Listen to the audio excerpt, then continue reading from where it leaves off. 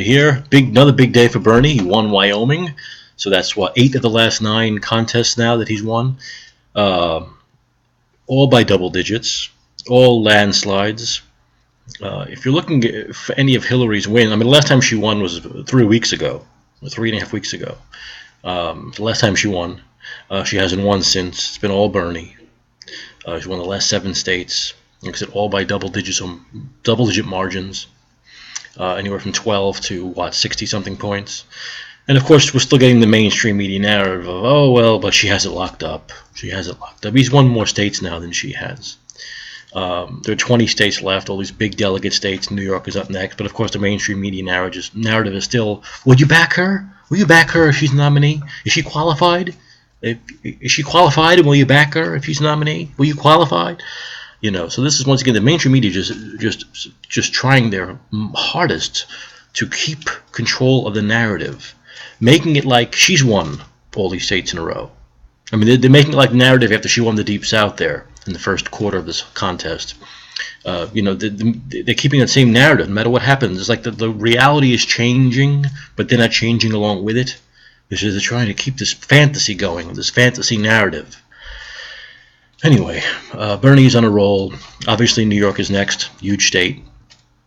Hillary did that thing in New York where she goes trying to go on the subway and she's just swiping the Metro card. Which way does it go? Does it go this way? Because we know Hillary takes the subway so much. She takes it every day, so she knows. It's a normal thing for her to be on the subway. It's one of those cheesy fake photo ops. It's like the Democratic nominee for president Kerry having to go hunting with a gun. I gotta show I'm tough. I haven't shot a gun in 20 years. Some have never held a gun. At least Kerry was in the military, but some have never held a gun. There they go. We're hunting. We're hunters. We're fighters. We love guns. That nonsense. I mean, it's such a phony thing. Do you see Bernie doing this stuff?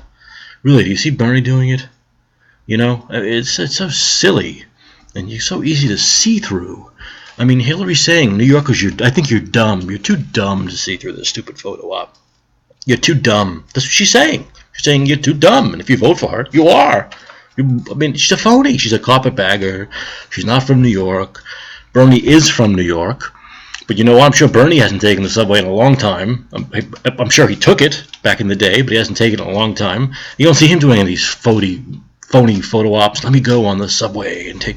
He walks through the streets. Walk through the damn streets. That's what you do. Walk through the streets. Oh my goodness! I mean, so easy to see through for most of us. These people, so easy to see through. But some other people have this warped sense of reality that's very much equal to the Republicans' warped sense of reality. Climate change is not a reality. That's it. It's the same kind of thinking, the Hillary thinking and the Republican thinking. It's the Hillary supporter thinking and Republican supporter thinking is the same thing. It's like the reality doesn't exist. It does not exist. And no matter what she does, it doesn't matter. I was watching, I think it was Bloomberg Politics with John Heilman, the guy from the New Yorker, the pseudo-intellectual New Yorker, bald head, glasses, and he had on Jeff Weaver, and the interview was about the campaign. And one of the first things that annoyed him was that Bernie was going to the Vatican. How could Bernie go to the Vatican a few days before New York? Don't you want to win New York? Does this mean you can't win New York? Why would you go to the Vatican when you can? First of all, as soon as Bernie, the only candidate, the Jewish guy, the only candidate running for president who was invited by the Vatican to come to a conference, the only one, the first thing we saw from the Hillary camp is it's fake. She had her supporters put up memes and says fake. He invited himself. He wasn't really invited. And of course, then the Sanders campaign has the invitation from the Vatican. So they have the invitation. So once again, Hillary was saying the Pope's a liar. But no one just doesn't cover in the news that Hillary said the Pope was a liar. No one called. That wasn't on the news at all. Anyway, that's what she said. Debunked. Bernie was the only one invited. It's killing them. So now they've told their friends in the mainstream media, say something's wrong with him going during this New York thing. I mean, look at Hillary. I care about New York. I'm going to stay here for the next 10 days, and Bernie's going for a day or two to the Vatican. He doesn't care about New York. He doesn't care. He's a big shot. He wants to go to the Vatican. So this is their next attempt to discredit the fact that the Pope sees that Bernie cares about issues the Pope cares about, like social justice, the capitalism on acid, the rich having everything and the poor having nothing, economic inequality, all this stuff, climate change. That's why he was invited. That's why. Because the issues align. The morality aligns. That's what it comes down to. That's the real narrative. Forget the mainstream bullshit. He didn't really get invited. He shouldn't go. He doesn't care about New York. No. His beliefs and morals and the Pope's, except for, as Bernie's pointed out, a couple of big things like women's rights and gay rights, but on the issues of economic justice, the rich and the poor, the rich having everything, the poor having nothing, the importance of climate change, of health care, all that stuff, they're so aligned. Economic injustice, that's why he was invited. The Pope's a smart guy and he sees this. So, that's why he was invited. Anyway, that was one big thing. And the next one was that John Heilman couldn't understand why the Bernie Sanders campaign has not put out a memo detailing how they can win the delegates, the math. He needs a memo. Now, I don't know, I'm not a mathematician, but I have my phone here, has a calculator on it, and if you go 56% of remaining delegates, 56% of the remaining delegates Bernie needs, and he will pass Hillary. It's pretty simple. It's math. It's math. Behind by 200 something, and there are about 2,000 left, and he gets 56% of 2,000. He ends up with more delegates. It's very simple. Robert Reich, Bill Clinton's former Secretary of Labor, actually did the math and said, yes, about 56% is perfect. That's right. Why can't John Heilman go on his fucking cell phone, his little calculator, and do it? It takes 5 seconds. He needs a memo from the Sanders campaign detailing all this difficult math. And then he says, well, the Obama campaign in 2008, they put out a memo with the math. I've never even heard of this little esoteric thing from 2008. He remembers that Obama sent the press a math cheat sheet, showing how he could get this. They remember. How convenient they remember this esoteric fact from 2008. But they don't remember that Obama called Hillary Annie Oakley. That's not that little thing where she was trying to be tough on guns. She was trying to be actually a gun activist, love guns. Back 8 years ago, before she evolved for the 8th time, she was more pro-gun. And she was trying to use that against Obama, because Obama made some crack about rural people loving guns, and she came back and said, no, they love guns, that's their culture, fine. She would never say that now. And Obama said, who is she now, Annie Oakley all of a sudden? So there was that exchange. That you never hear mentioned. You don't hear mentioned that Obama said that Hillary Clinton will do anything and say anything to become president, and if she gets in office, she'll do nothing. That you don't hear. You don't hear about Hillary saying to Obama when they asked her if he was actually the whole thing about the Muslim. And there's some people that believe that she put out that whole thing, which I don't think is totally false. She said, "Oh, not that I know. Not that I know. You know, could be something out there, but not as far as I know. He's not." They don't mention that. Those things we all remember, big things, they don't talk about. They talk about some esoteric cheat sheet math about the delegates. And this all came, I'm talking about this really because Heilman was talking to Jeff Weaver, and he took umbrage with the fact that Weaver had said Hillary has done a deal with the devil, and the devil will want its due. Meaning, you know, taking money from big interests, and they're going to want something back. Very simple, put in nice, stark terms. And Heilman said, "Oh, that rhetoric coming from you is the worst thing I've heard. I mean, the Hillary campaign has done nothing like that kind of deal with the devil. You said she's doing a deal with the devil? It's a horrible thing to say. Like, I don't ever remember that in a presidential campaign, something that horrible ever being said, except for these things I've just talked about, though wait. But he remembers a math cheat sheet that Obama sent to them. See, this is the bullshit of the mainstream media. They say this stuff with a straight face, but they love Hillary. They've been friends for a long time. They've given her money. She's given them money. They've done something for her in the past. She's done something for them. They want maybe a position in her administration. But they don't say all that. They don't come on and say, well, you know, I've been to 26 fundraisers with Hillary. I've been to 35 soirees with her over the last 25 years. Bill and I play golf twice a year. You know, Hillary and my wife go to the hair place to get their hair done. They don't talk about all that. They don't say, well, you know, if she wins, I might want to be in her administration, and that's where I'm coming from. So everything I say from this point on, you have to take that with a grain of salt. They don't say that. They pretend as though they're objective, fair and balanced. Fox News isn't fair and balanced, but neither is CNN, neither is Bloomberg Politics, neither is MSNBC, neither is Associated Press. They're not fair and balanced. Neither is NPR. They're not fair and balanced. These are people that have known Hillary and Bill for decades and decades and decades. Period.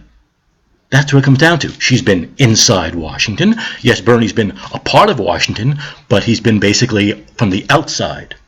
He doesn't do the soirees. He doesn't do the big money fundraisers. Doesn't do the ass kissing. See?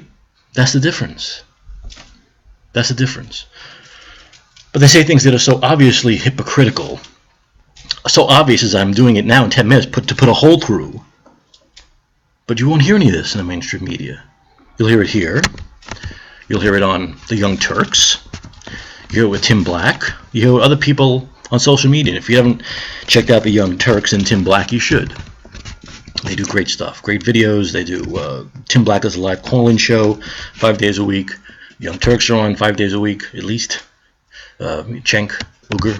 I don't know how to say your last name. I'm sure it's not how to say my last name either.